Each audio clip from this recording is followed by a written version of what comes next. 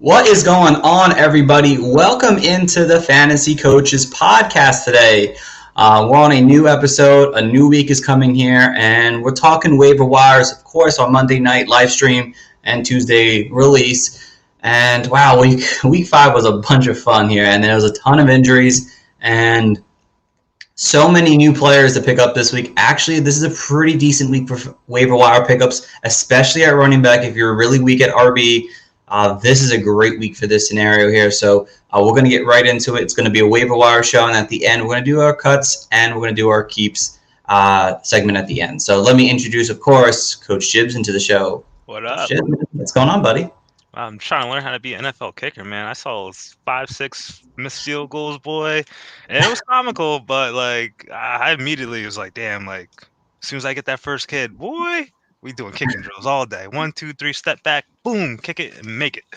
But other than that, pretty good. So weak, but hey, that's what we're here. Review, rinse, and repeat. Let's get it going. Yes, exactly what's going on today, guys. It's going to be a lot of fun. I'll start with the news, of course, if I can just pull it back up here. I, of course, went too far down on my list already today, but so some big things going on right now. Saquon Barkley is likely to miss 2 to 4 weeks. He's got a low ankle sprain. I saw the thing. It looked kind of bad. It looks like something was politically popping out the side of his ankle. But they're really optimistic about it, which is good. So hopefully maybe if anything, he misses a week, maybe 2 at worst. And then he'll be able to come back and be the Saquon Barkley he was becoming again. So Juju Smith-Schuster, if you haven't seen the report, he is out for the season now with a shoulder injury. And he's in a contract year. So that's going to be very interesting, especially for Dynasty. Jibbs, I guess real quick, since it is, what would you do with Juju in Dynasty right now? Well, I'll try to see what I could get offered, like an offer out there, especially if he was like the main piece, if you're contending and whatnot. But if you're rebuilding, you could try to sell him short or just wait and hold him to the end of the season and see where his free agency lies. I know last year, the Ravens wanted him, the Chiefs wanted him too. So that could be possible avenues, especially given the fact that if the guy's injured, I'm sure the team's going to want a little bit of a discount on his contract side. So I think I'll hold if you have to, but I don't think you could get any, his value isn't great at the moment either. So comparatively to me, our startup redraft, our dynasty league, right? I picked him first round. I'm not selling him short like that. So try to get what you can, or try to see if you can move some pieces around. That's about it. But I'm gonna hold him. All right. I mean, I'd like to buy low on the kid still. He's only going to be 25 to start next season, and he is talented.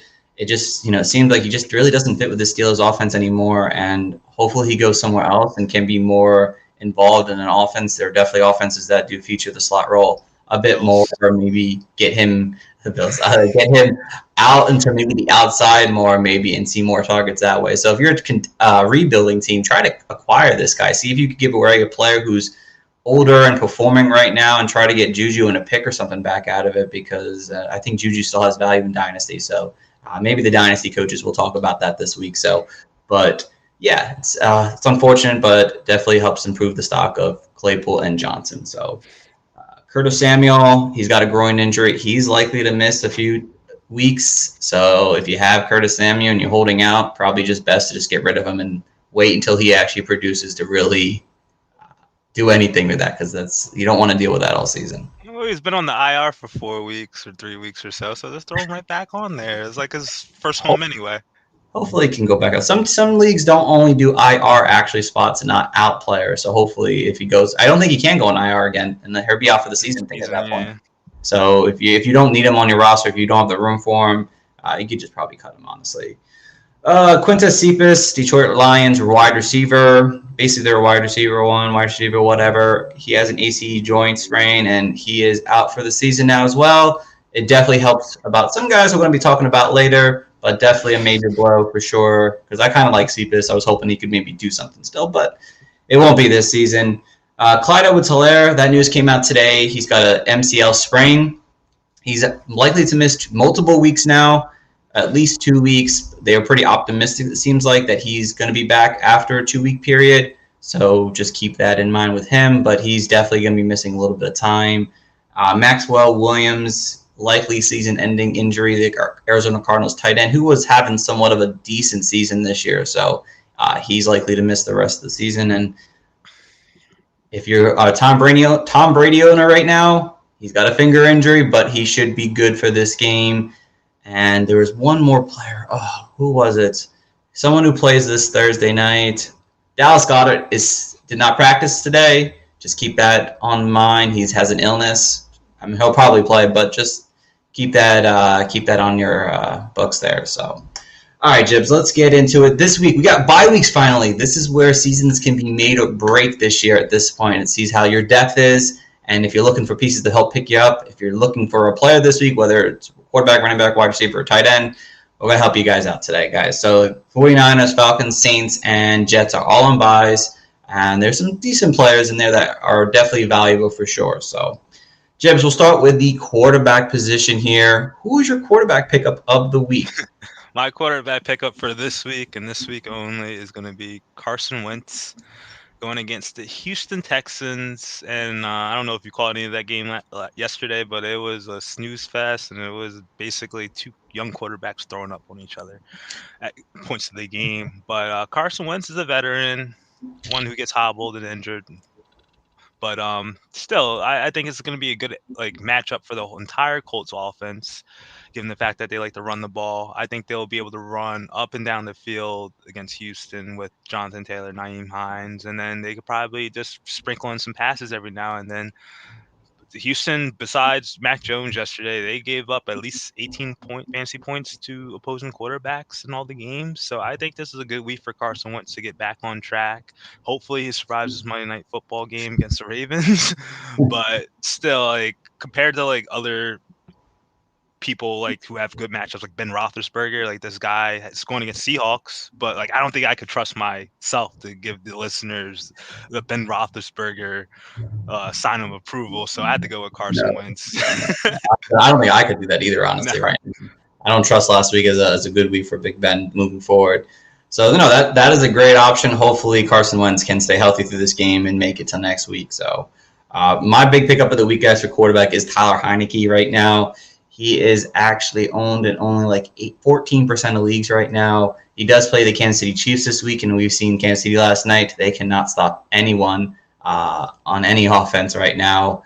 Tyler Heineke has been a QB1 for 3 of the 4 weeks he actually started so far this past week. Not a great week. It is what it is, but he should be able to bounce back on track. The Chiefs allow the most fantasy points to quarterbacks this season, and he's got a rushing floor. He's got 40 yards back-to-back games now. You saw Josh Allen, kind of run all over the Chiefs this past week here. If you're looking for a QB replacement, or if you're just looking for an upgrade at quarterback, I think Tyler Heineke can provide you with some kind of, low-end QB1 numbers here moving forward, because since the Washington football team's defense is so bad, apparently, they need to find a way to throw the ball to stay alive in these games. So he's my big pickup. A couple other ones. Teddy Bridgewater does play the Raiders this week. Jameis Winston. Jared Goff plays Cincinnati. Mac Jones plays Dallas. That could be intriguing. Tua is supposed to be back this week, possibly. If not, Jacoby Brissett versus the Jags. Both are pretty decent matchups. They'll be in the London game again, so I get to watch my Dolphins at 9:30 tomorrow this weekend. I'm excited about it. And then some dynasty guys here. Geno Smith. We didn't even talk about Russell Wilson. God, I forgot about that. That felt so long ago. But Russell Wilson, if you've obviously been living under a rock, is obviously out for at least 6 weeks with his finger injury there. He had gotten surgery, if I'm not mistaken, over the weekend. And Geno Smith is going to be the starting quarterback. He looked pretty good on this Thursday night game.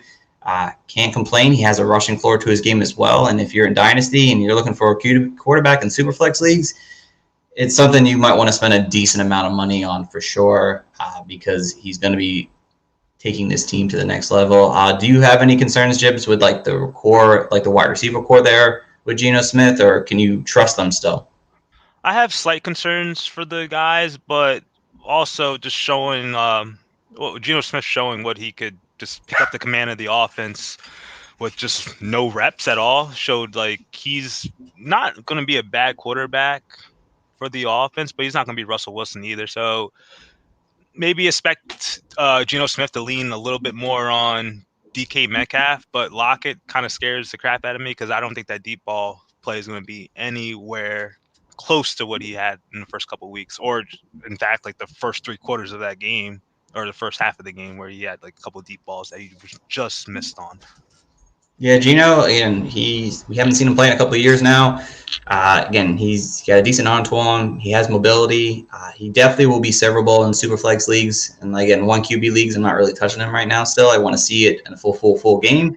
But in Superflex leagues, if you're looking for a quarterback, and I think most people are in Superflex leagues, you might want to spend up, especially in Dynasty leagues, for a guy like Geno Smith. Even, again, if you're playing Superflex or redraft or seasonal, again, he's still worth a pickup because he's going to be the quarterback for at least 6 weeks. I think Russ is going to try to come back sooner, but things like this are going to take time to heal, and Geno's probably going to see the starting role for a little bit. And then again, Mike Lennon, keep your eye on Daniel Jones. He had a concussion. He's in concussion protocol right now. If you're looking for a QB pickup this week, he could be another guy in, again, Dynasty Superflex leagues right now to kind of start. I know I had him in a 32-man league, and I started him because I had no quarterback, and he ended up helping me win the week. So I was pretty happy about that. But yeah, those are good options.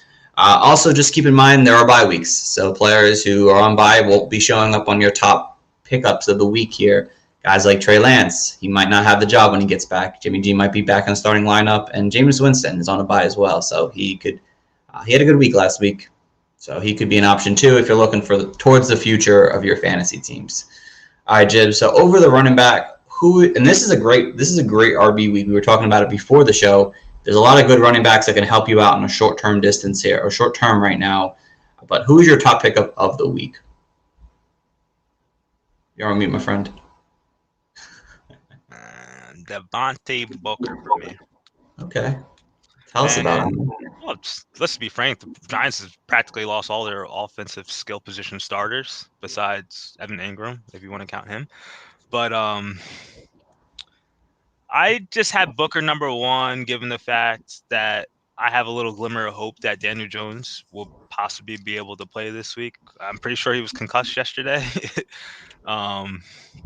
If he could get out of the concussion protocol, he would definitely benefit Devontae Booker. I think, besides them losing Shepard, Galladay, and Slayton, I think he could fill in admirably. We saw that he was able to get 2 touchdowns after Barkley was sat down, and also he could be a good runner. And the fact that the receivers are gone, he could get a little bit more pop in the receiving game. So I do like all those options rather than my other hypothetical one would have been Daryl Williams, but I'll get to him in a moment why I don't like him as much as I do Booker. I guess I'll talk the positives on Daryl Williams because I'm going to talk about him next. But Devontae Booker, he saw 16 carries, saw over 80% of the snaps this past week here, and he had four targets in this game here. Again, it's a tough matchup against the Rams next week, but it's pretty tough to find live running backs nowadays. How much are you putting down on a guy like Booker right now? Marcus Williams 2 to 3 weeks? It says 2 to 4. I mean, it could be a week-to-week thing, so we don't know. Like 30%. 30%. Okay. And running back help is needed. You've got bye weeks to handle. It's definitely a concern. Oh, some breaking news here. Kenny Galladay is expected to miss this week with a knee injury, so he's already out this week. So even more good news for Devontae Booker. So I like that. So you had already mentioned him, Jibs, but my number 1 actually was Daryl Williams. I actually had him number 1 on my board here this past week here because I believe Clyde Edwards-Helaire, his injury is going to be longer than Saquon personally. But Daryl Williams has at times been really good for fantasy, especially when he's actually been able to see the workload. I know it's tough with Kansas City RBs because we don't really trust them, but Clyde was averaging still at least double-digit carries each game this season here. It might not have seen the targets we really wanted, but they do have some matchups against Washington, Tennessee, the Giants coming down the stretch here. Those could be some matchups where they're actually benefiting Daryl Williams and might end up leaning on the run a little bit more because we saw last night when they don't have a run game, things just fall apart in Kansas City. So maybe they try to get the run game going in like deep leagues. Jarrett McKinnon and that team might have a role now, maybe in the passing game. So keep that in mind. But Jibs, why don't you as high on Daryl Williams? I just like Clyde Edwards has been pretty good the last 2 weeks before he got injured and whatnot, but I just don't have any faith that they're just going to let him run as loose as he is. I think he's just going to max out around like 14, 15 touches. So it's like around like 10 or 11 carries and maybe gets 3 or 4 catches, but still he has to hit the pay dirt to be viable, I think. And you still have guys like Kelsey who are on the snide, Tyreek Hill, you know how he is on and off games, but still I don't think he's still going to be as big of a vocal piece of the offense rather than some of the other running backs who come in due to injury situations. Okay, I respect it. I like that.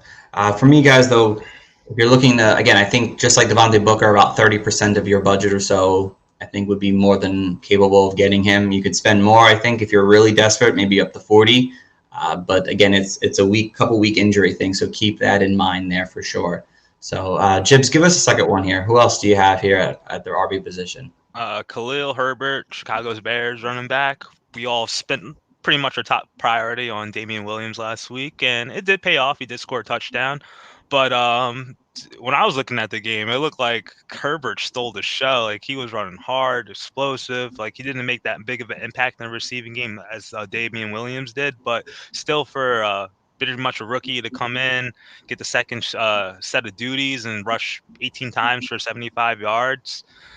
And Chicago Bears offensive line isn't like anything to glow about, but still, like, we saw Monty run for pretty much low grade yardage, and just to see someone refreshing get 4 yards per carry and all that, I think there's something to be looked at there. And if he's out available in your league, you should pick him up, because you never know. Like, maybe sure Williams is trusted by the coaching staff, but eventually, just like with Fields, the fans are gonna be clamoring for the young guy. The young guy looks more explosive. They push Andy Dalton out the door. I could see him pushing Williams out the door if Khalil Herbert plays exceptional. But just keep eyeing him. Yeah, no, I like Khalil Herbert for sure. The one thing now, he saw a lot more work in the second half while they were ahead. But like you said, I mean, he's a talented kid for sure. I mean, Damian Williams, we know him as not a guy to kind of handle a heavy workload. I think I heard on a podcast that he's only had like one game over 10 carries in a regular season. I think it was this game here, or one more before this one. So he's not used to the heavy workloads. He might be more of a best as a complement and let someone else carry the first 2 down work while he sees, work at times in the passing work. That could be an option for him. So Khalil Herbert is definitely another option to kind of help you out with your RB week for sure. For me, guys, again, my second one after these guys, Brandon Bolden. We talked about him last week. Again, still only 8% owned, but he ended up, doing pretty decent for the most part. Again, I think there's going to be games where his value will come into better play, especially in PPR leagues, where maybe they're behind in games. And they were behind in this game too. And he had a pretty decent outing. Again, it could be better for sure, but there are definitely games like Dallas next week. That could be a game. The Chargers are coming up. The Panthers, these games where it might be more of another bigger shootout games where involving Mac Jones to dump it off more to Brandon Bolden. And again, Damian Harris, I didn't even mention that. Gosh, I'm terrible. I'm a terrible host today. He also is banged up a little bit. I believe he has some kind of a rib injury, so maybe his status. He got blown up. I didn't actually get to see it, but he got blown up, and he could end up maybe missing time. I think it's less likely he does, but he could end up seeing a limited work if that's the case. But Brandon Bolden, again, he seems to have that passing down to himself, and at times will probably have the rushing game as well if God forbid Damian Harris does miss it sometimes. So yeah, I think the thing with Damian Harris, like, he did get hit very well, and then he was out for a good portion of the time, and then he came back in and got hurt again. So I didn't see the second play where he got injured, but hopefully the guy's back in action. Hopefully. All right, so some other guys real quick. If Alexander Madison is sitting out there, please put him on your roster, please. I don't think he's even owned over 70%, if I'm not mistaken. So please go get him out there. He should probably be the top priority. I don't care if maybe he comes back. Obviously, Dalvin Cook is dealing with injury, and Madison got a little thing on the side, Steve. What? What thing? You don't see it? Oh, mine? What do you mean? The little StreamYard Jones? StreamYard Jones? Where? Let's keep going. Okay. So, again, Samaje Perine, he had a pretty good game. He is on the COVID list. for right now. But I would assume that it looks like Joe Mixon has looked pretty healthy in this game, to be honest, and probably will be back to a bigger workload next week. Alex Collins is just at that 40% or so. Oh, we have some people there. I'm sorry. That's what you meant. Yeah, not nice people. Burn. Oh, God, that's not nice. We're going to get those out of here. I don't like that at all. That's gone. Sorry about that, guys. If you were looking at the comments, that's gone now. But, yeah, Alex Collins, he's owned around that 40% mark. We usually don't talk about people over 40%. So if he's out there, his name should be in that conversation as well. Chris Carson has that neck injury. That's pretty bad. And he could end up missing another couple of weeks, or who knows if they shut him down at some point. So Alex Collins is definitely a name that I would consider.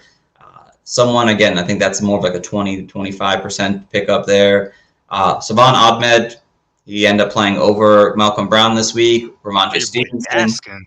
Gaskin, yeah, he came back. I don't know what's going on with that, but he's definitely not under the 40% mark.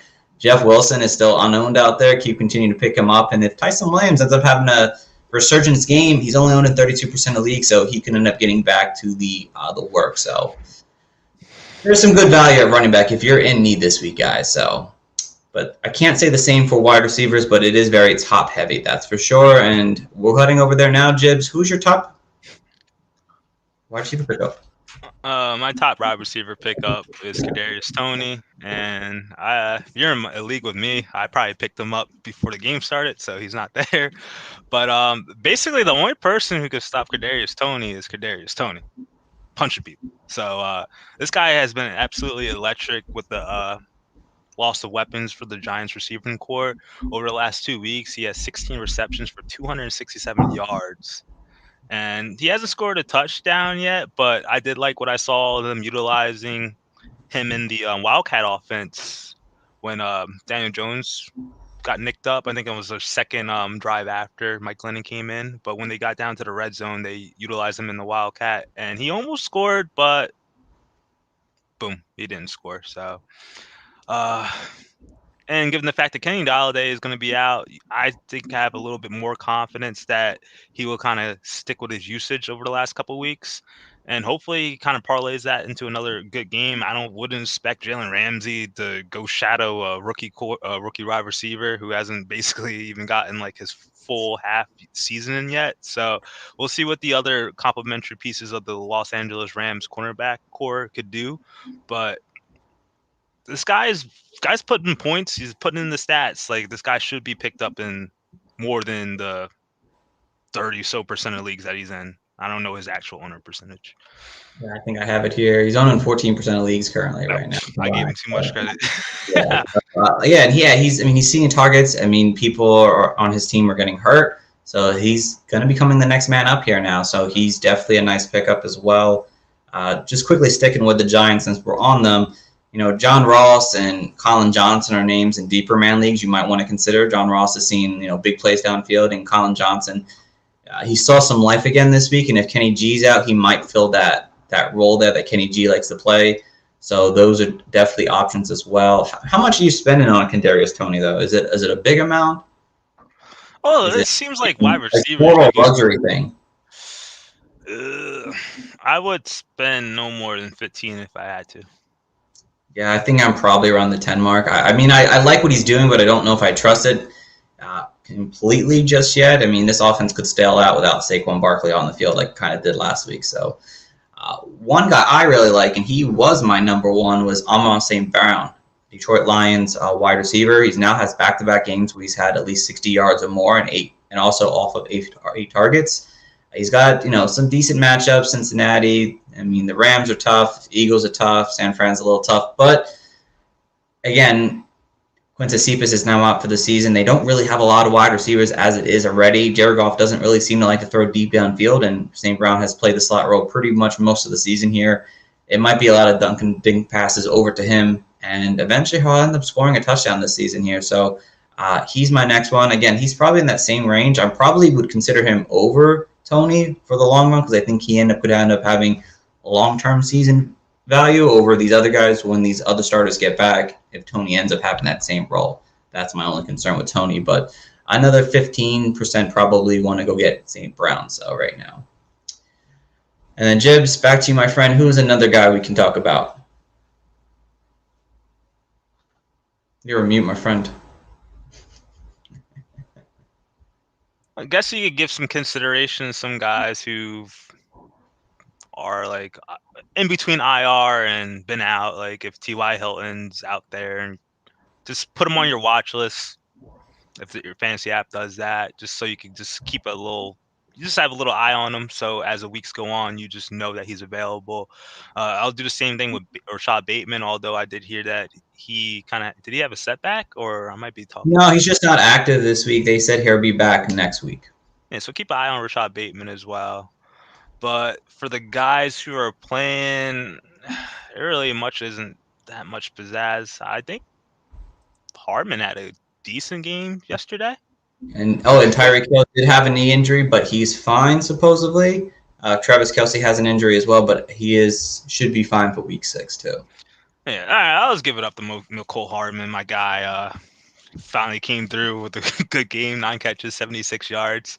Although, like, there's going to be some fluctuations, as you can see. Like before this game, he hasn't had a game more than 5 catches. So there's going to be some variance, but stay tuned to what like Coach Steve says. That Tyreek Hill and Kelce should be good to come back. But hey, like if they're not 100%, they may be willing to sling it to Hartman more. So that'll be my 2 for the. They do play Washington, who are like the worst secondary in football currently right now. So that could provide some optimism for Nicole Hartman to maybe have a good week. So Tyreek Hill 500 yards. Probably that's how it's going to happen. So for me, guys, I'm going to go with a bit of an upside play here. Hopefully it works for this week here. And it's like a mix of Jalen Reagor and Quez Watkins this week. They do play the Bucks, who, are, again, allow a lot of fantasy points to wide receivers when the quarterback is actually good. And I think Jalen Hurts, for the most part, is pretty good at quarterback, at least. So, I mean, again, yeah, they're only under 25% of leagues. He's a QB1. He's throwing 300 yards in 3 or 5 games now. You got to give the man a little credit. They might not be winning football games as much as the Eagles fans want to, but he's producing enough for us in fantasy and getting people open. You know what he reminds me of? Who? He reminds me of Deshaun Watson. Sean Watson? Yeah, he doesn't do nothing for 3 quarters, and then boom, 24 points. At the end. Hey, man, if his career ends up being like that, you're in 3 years. No, don't say that. No. $1,000 now.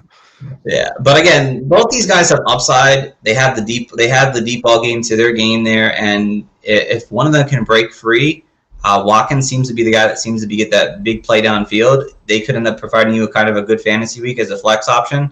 So both those guys are pretty decent. A couple other guys, Marquez Callaway is on bye, but he's definitely under 40%. Van Jefferson had a bad week, but he should bounce back. Jameson Crowder, Elijah Moore. Tim Patrick should definitely be owned in more leagues. He had a pretty good week this week. I think should probably bounce back with Teddy Bridgewater now at QB again. And Kendall Hilton, former quarterback, he played QB last year for the Broncos and threw like 3 passes. It was a terrible game, but he is at wide receiver playing that slot role currently right now. And if you're in a deep man league, he's had some decent outings over the last 2 weeks. Again, can't talk today. The Broncos are going to be behind in games. It looks like the first 3 games of the season was somewhat of a fluke, at least seems like. So just keep him in mind for deeper leagues. And guys like Elijah Moore, some rookies out there, keep them on mind. Maybe Michael Thomas is sitting out there somewhere because he's getting close to coming back as well. So keep some of these guys in mind. Oh, and Michael Gallup too. Keep him in mind if he's sitting out there. Those guys you might want to pick up and throw on your bench. So, all right, Jibs, over to the tight ends now. Who is your tight end pickup of the week? It's obviously going to be the one waiver guy who did the best, and it's Dan Arnold. And it still kind of sickens me to kind of suggest him because it seems like the Jacksonville Jaguars their philosophy kind of changes every week. Like last week it was Trevor Lawrence running the ball with James Robinson. This week it was all James Robinson, and the receivers are kind of getting left out. Like I know Laviska Shenault had a decent day, but it was on limited production, and Marvin Jones also just missed a drop touchdown pass. So like those guys could be in it, but Dan Arnold, like he's showing up nowadays. Like before weeks 5, he was just playing below 40% of the snaps, and he shot up to a good like 73% clip yesterday, and it showed 4 in the stats too. Like when he was playing 40% or below, he only had 2-3 catches a week, and then he finally got 6 catches for 64 yards. He did lose a fumble, and bad teams do lose fumbles. So, but just to be a tight end who's not really like reliant on a touchdown pass, kind of is good, but still like you kind of feel queasy just recommending a Jaguars tight end. But still, he's going against the Dolphins, who seem to have a lot of problems defensively. If you ask me, they just kind of zone out and let everyone just run in front of them. So I think that's going to be a good matchup for him. And we just saw, I know we saw Mo Alley Cox 2 weeks ago kind of tear him apart. I know they kind of kept the guys in contain last week, but they let the wide receivers go ape shit. So I'm expecting a little London magic for Dan Arnold. He looks kind of European too, so.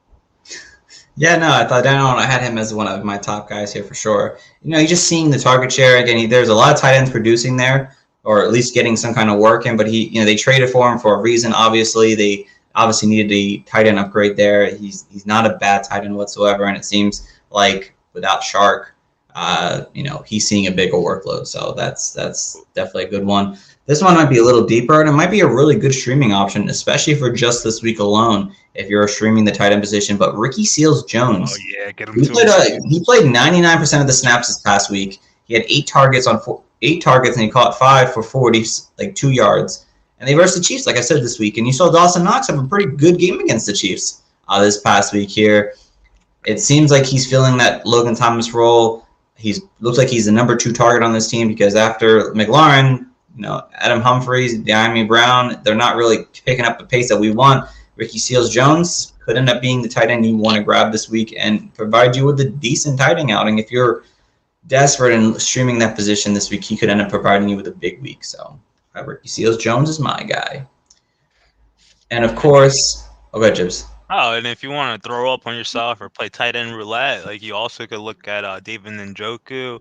I know the Cleveland wide receivers have been in disarray. Odell Beckham's come back, but he still hasn't gotten on the same page with them. But we did see David Njoku run a track meet touchdown reception in the late game against the Chargers last week. But still, he had an amazing game yesterday. 7 catches, 7 targets, 149 yards. Whew.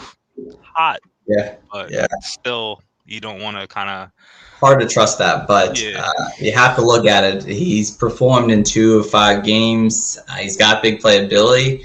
I can't trust it personally, but if you want to take a shot on it, it's not the worst option. We mentioned this before the show, but Hunter Henry, if he's out there, he's probably the top pickup overall because he's been producing for sure right now in this Patriots offense. Tyler Conklin is always still an option. Zach Ertz is definitely an option. Evan Ingram is out there as well.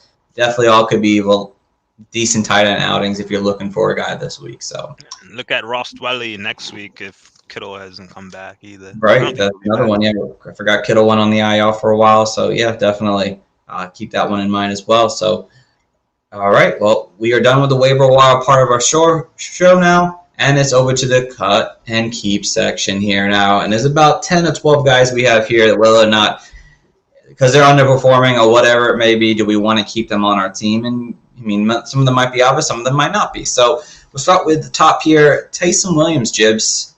If he has another poor game tonight, do you keep or cut? Oh, he's out of here. He's a cut. I gave him the benefit of the doubt with the Monday night game. Yeah, if he doesn't see more than like 7 touches in this game here, I'm cutting him. I really it seems like it's the Murray show at this point. Oh, if it's less than 10, it's out for me. Yeah, it's less than 10. It's definitely out. Nyheim Hines has really only produced in like 2 of 5 games now at this point here, or 2 or 4 games. And if he has another bad game tonight here, is he someone you're cutting or you're stistill holding on to him? I'm going to hold on to him. He is my sleeper for this week. But yeah, like his game, it varies though. Like we know he makes a lot of his due, like receiving the ball, and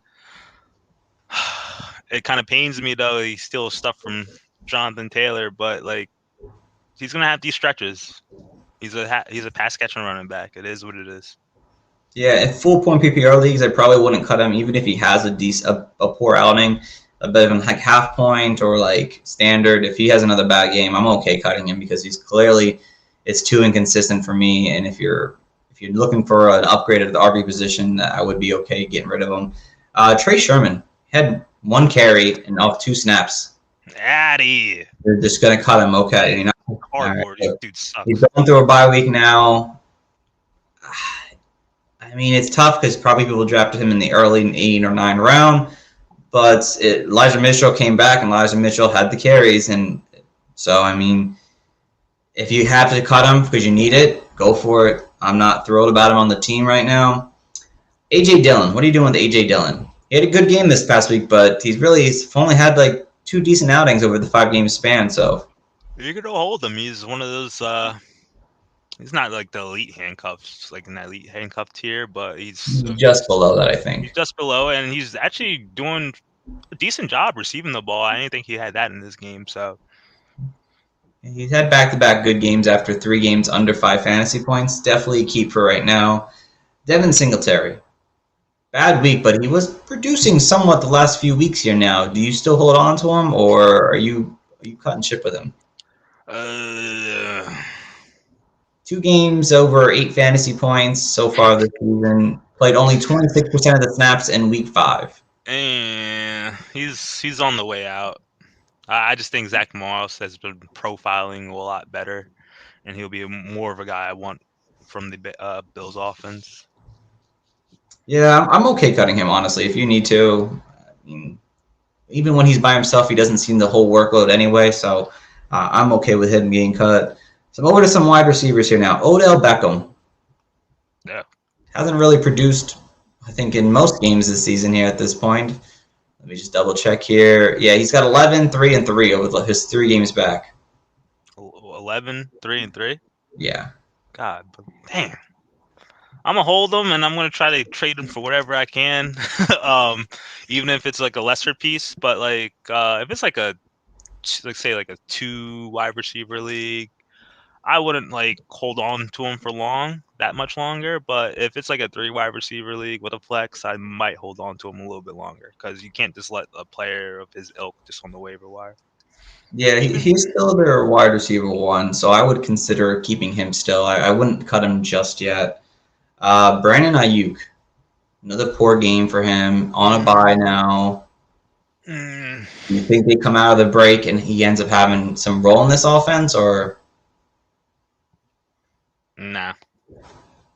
Okay. I think if you haven't cut him yet, hold on to him until after the break if you can, and see maybe if they find a way to get this guy involved in the offense here, because obviously the offense of the 49ers are not playing that well.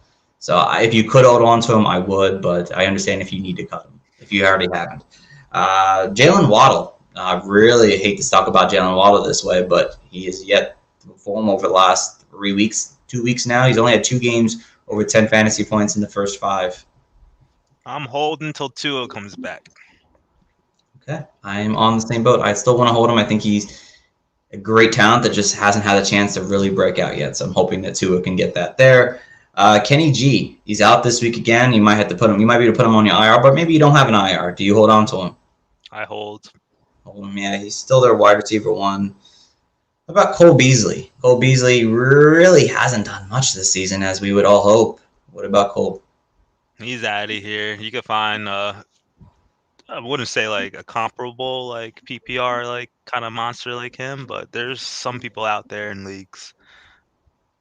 You could drop him, get yourself like maybe an upside speculation play, like for a running back in case of injury. I'd rather have that.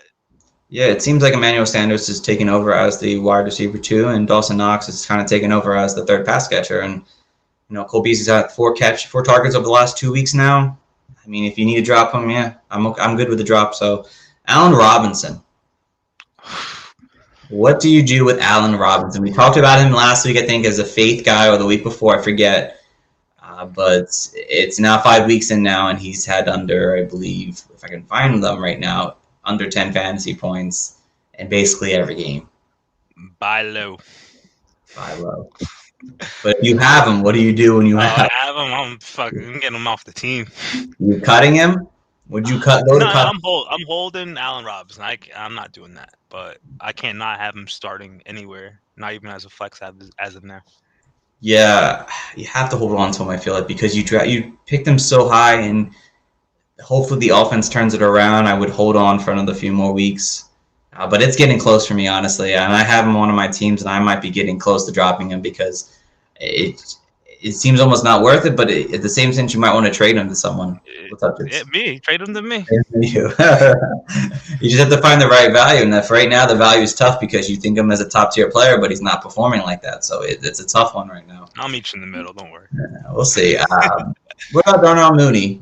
He hasn't really. Is he hurt? No, I think he's fine. He's had, again, one game over 10 fantasy points. Do you hold on to him? Do you believe in his talent enough? No? No. He needs to be a little bit more consistent, but that's going to be hard with the Bears and Justin Fields getting acclimated. Yeah, I mean, he's got some decent matchup over the next 2 weeks, so I would maybe hold on to him if you can. Maybe he can kind of get things going. Hopefully this offense can kind of pick up the passing game a little bit.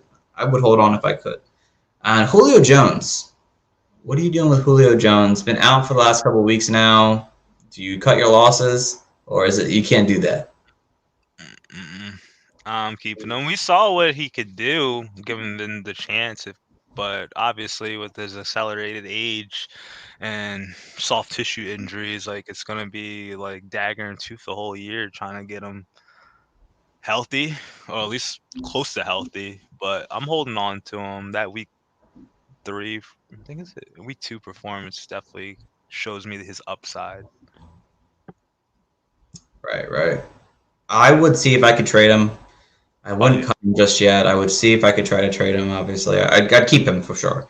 So I don't want to cheat the system, but I would keep him if I could, obviously, because there's still that talent there, and I don't want to get rid of that just yet. And then last but not least, Jonnu Smith. Out of here. Yeah, Jonnu Smith has been a major disappointment with New England now at this point. We've seen 23 targets through 5 games. It's almost 5 a game, but he's not performing with the targets he is getting. And again, not a single game over 10 fantasy points. Hunter Henry is outperforming him. So yeah, that is a cut for me as well. So, but that is going to end our show today, guys. We thank you guys for tuning in today. That is our waiver wire for week 6 and our keep and cut segment. We do appreciate you joining in as always. You can please check out our website at www.thefantasycoaches.com. We got our rankings. We got articles popping up there every day. We got 4 podcasts a week here, and a really great podcast. We get our start and sits. We have the waivers. We have our dynasty. We have our assistant coaches. We have a lot of cool things going over at the Fantasy Coaches. And please go follow us on Twitter at Coaches Fantasy. And if you want to hit up me or Jibs, ask us some fantasy questions. Always happy to help. You can do that at Coach Stephen P. And Hot Take Honcho. And thank you guys for listening in. And tune in until next time. We'll be back on Thursday, but we're here for you Monday through Thursday with every podcast, every live stream. Until then, guys, take care and have a good one.